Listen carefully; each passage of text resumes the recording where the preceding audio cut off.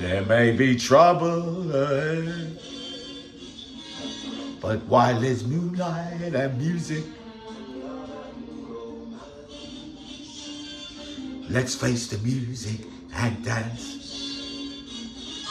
Before the fiddlers have fled, before they ask us to pay the bill,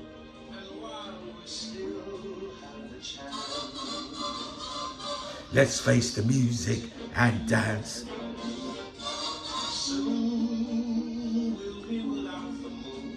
Hugging a different tune, and then there may be teardrops to shed. Wow. Moonlight and music. Stop. Good morning from Yabby B TV. Sending lots of love as usual and hoping your day is going the best it possibly can. Before I go on my travels today, looking back in history, one of the big days when all sides nearly fell out.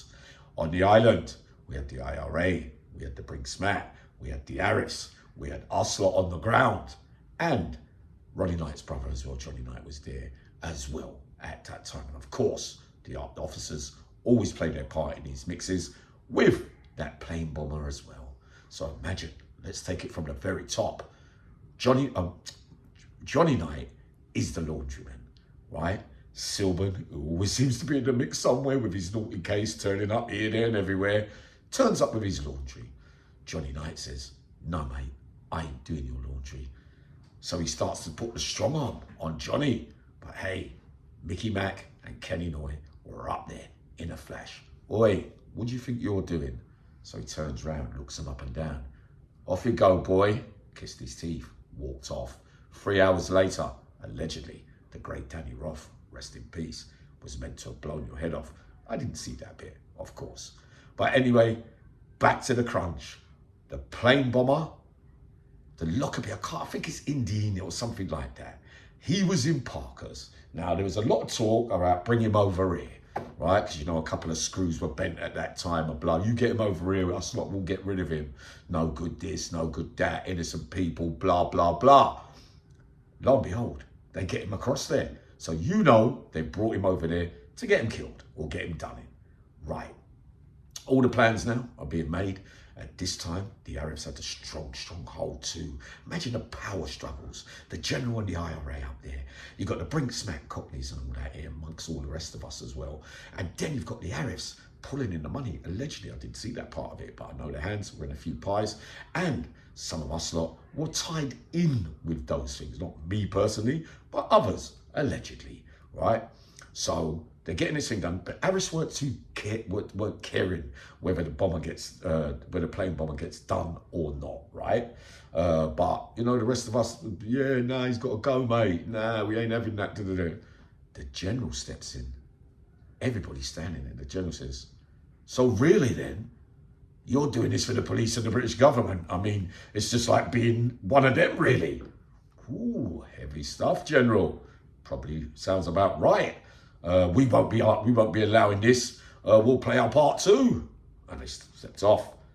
Everybody's waiting now because, you know, we don't really want to fall out with the IRA. Bang.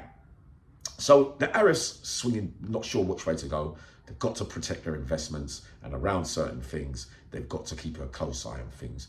Dennis is up there. I think he's the smooth one.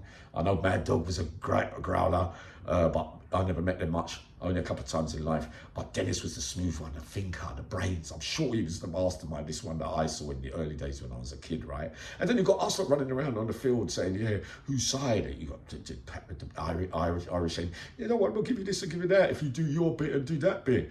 And then you got our lot saying, no, yeah, we'll sort you going to get that sorted and we'll get rid of him and da-da-da-da. But all the time, screws, 3 of them lurking on the landings, saying, all right, we can fix that so that they won't be there when he gets it, kind of thing. You know, that was all anything, but the general was aware of this kind of behaviour. So he knew that they were on the payroll as well. So imagine this now. Long story short, right, they get him. 3 of us, not me, 3 of us got him. They threw the fat over the plane bomber and burnt him to smithereens. There was a big scream up. The coup was, though, how they did it was a bit snaky as well. It is a bit snaky, but yeah, you had to go in that way, you know, because we don't like this kind of stuff. But on that day, they made sure that with the groups, I think it was either for the gym or the education or the exercise, that the general's people weren't around to witness it or see it so that they could get involved. But my days, further down the line, they took 3-4 people down the block, brought them back up. Everybody was clapping when they came back up. But anyway, in the evening time, as a response, allegedly, the IRA invited somebody else up from that neck of the woods, and they got fatted as well. A big scream there as well. Even to even, whatever, you know, big egos, don't really want to take things.